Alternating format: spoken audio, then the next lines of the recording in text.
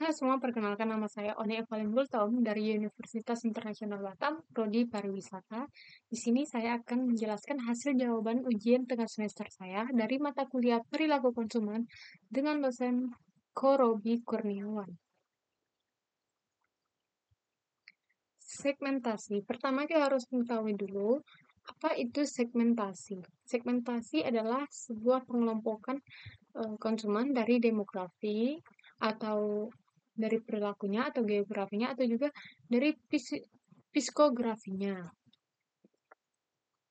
Segmentasi pasar yang ada di Kawah Putih menurut saya adalah segmentasi psikografis yang dimana dikelompokkan dari konsumen kultur lover dan builder seeker, yaitu kenapa saya bilang begitu? Yaitu yang pertama ada membuktikan di teks bahwa Kawah Putih memiliki daya tarik wisata alam yaitu perhutani yang dimana culture lover, wilderness seeker adalah orang pencari alam begitu. Lalu yang kedua adalah Kawah Putih mengadakan event budaya iringan musik Sunda setiap tahunnya.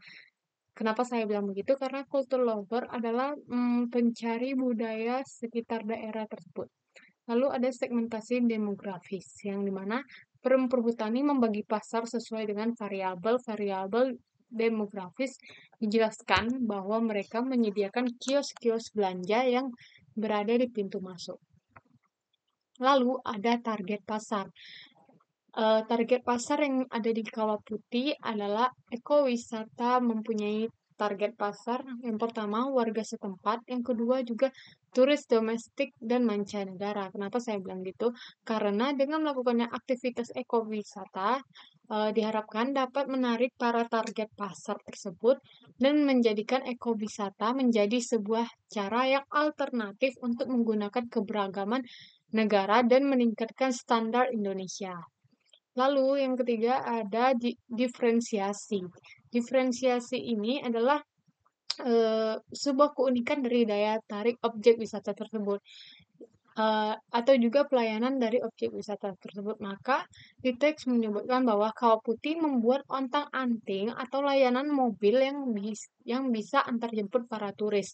Keunikan lainnya juga di papan utama Kawah Putih seperti gambar yang di bawah, juga menjelaskan sejarah, flora, dan fauna yang ada di Kawah Putih.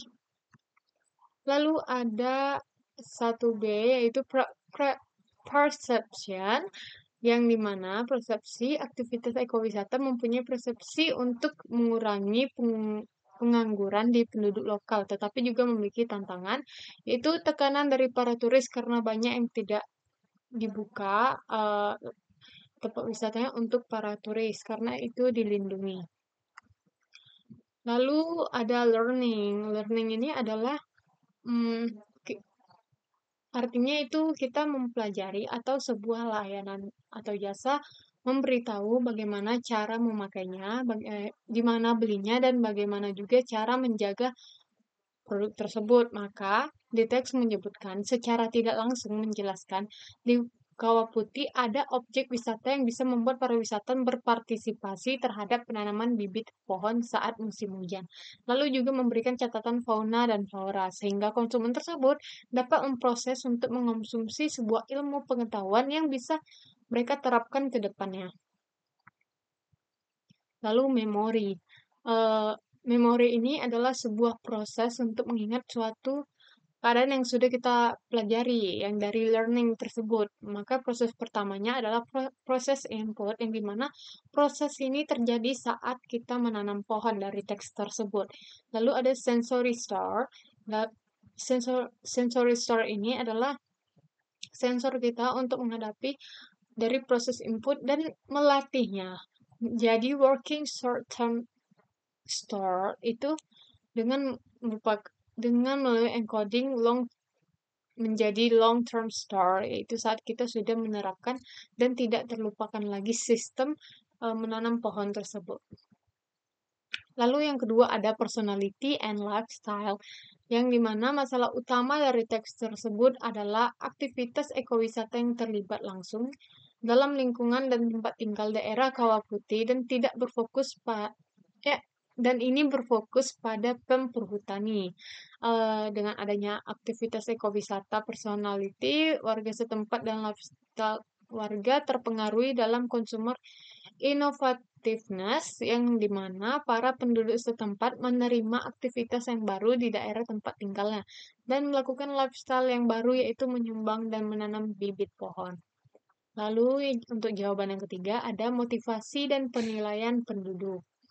Eh, Motivasinya itu ada pada teks dalam aktivitas ekowisata memiliki motivasi karena bisa mengubah standar tempat tinggal penduduk dan menguntungkan secara ekonomi dan non-ekonomi. Lalu yang kedua, penilaian penduduk tentang aktivitas tersebut pun positif karena berpartisipasi penduduk lokal terhadap ekowisata yang sangat luas. Lalu yang untuk keempat, ada marketing communication for Kawah Putih. Marketing communication ini adalah